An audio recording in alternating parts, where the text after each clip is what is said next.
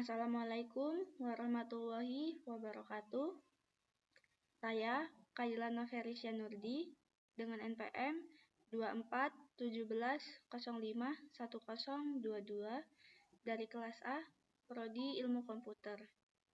Di sini saya akan menjelaskan studi case mata kuliah teori bahasa automata.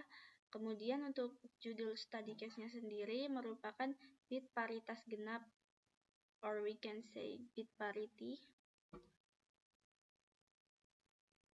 Nah, ini ada konsep dasarnya. Jadi, bit paritas itu merupakan bit tambahan yang ditambahkan ke data biner dengan tujuan untuk mendeteksi kesalahan saat data dikirim atau disimpan. Jadi, data yang berupa rangkaian atau sekumpulan biner itu ketika dikirim atau hendak ditransmisikan biasanya tuh rawan mengalami noise atau gangguan. Contoh gangguannya itu dapat berupa seperti sinyal atau mungkin perangkat pengirimnya yang kurang kompatibel. Nah, ini salah satu dari beberapa contoh dari noise. Karena itu kita butuh bit parity buat ngamanin semua data dalam biner itu, dicek apakah ganjil atau genap, apakah error atau tidak, apakah terkena noise atau enggak. Kemudian bit parity ini dibagi menjadi dua jenis. Yang pertama itu ada even parity atau paritas genap, and then there is odd parity or paritas ganjil. Selanjutnya ini ada pembahasannya. Jadi even parity or paritas genap itu jumlahnya itu jumlah bit pada satu data, termasuk bit paritas itu harus genap. Selanjutnya, jika jumlah satu dalam data ganjil, maka bit paritasnya sama dengan 1. Kemudian jika jumlah satunya sudah genap, maka bit paritasnya 0. Nah, kenapa sih bit parity ini penting di automata? Jadi, yang pertama alasannya karena automata sering dipakai untuk mendeteksi pola, termasuk mendeteksi error pada sebuah bit. Selanjutnya, even parity bisa dimodelkan pakai DFA sederhana. Dan yang terakhir, karena konsep ini membantu memahami bagaimana mesin mengecek kevalidan input. Jadi, yaitu tadi kalau misalnya ada sekumpulan bit biner yang akan ditransmisikan, kemudian ternyata mengalami noise, maka yang mau kita transmisi itu bisa jadi datanya jadi salah atau berubah, tidak valid lagi. Makanya kita butuh bit parity untuk make sure kalau data yang dimasukin itu udah betul semua. Data yang mau ditransmisiin itu udah betul, udah valid. Begitu.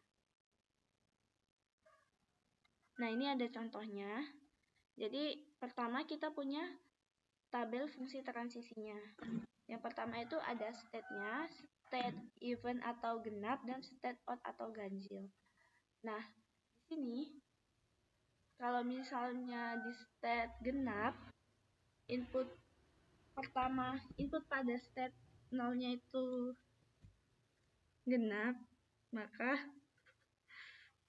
outputnya itu ganjil.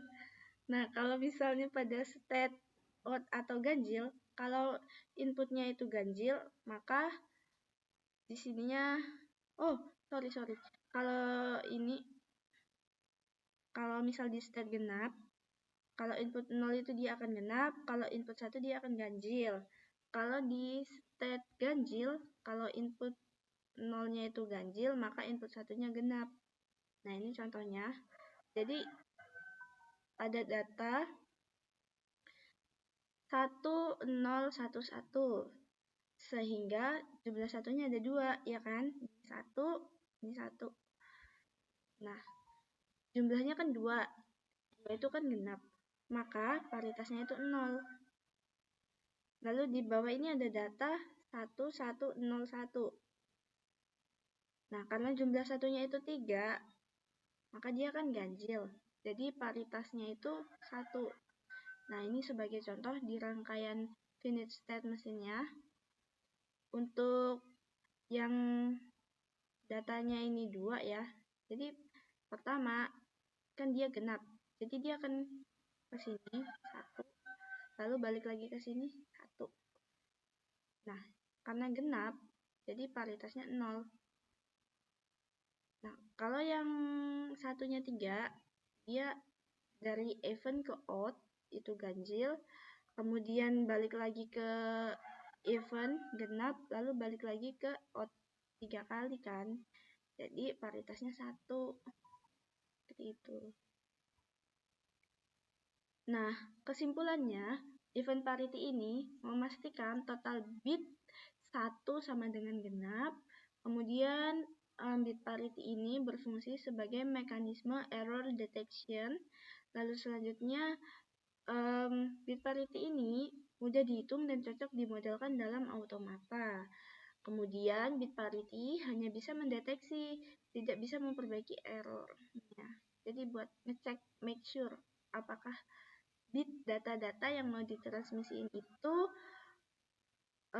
sudah betul atau belum.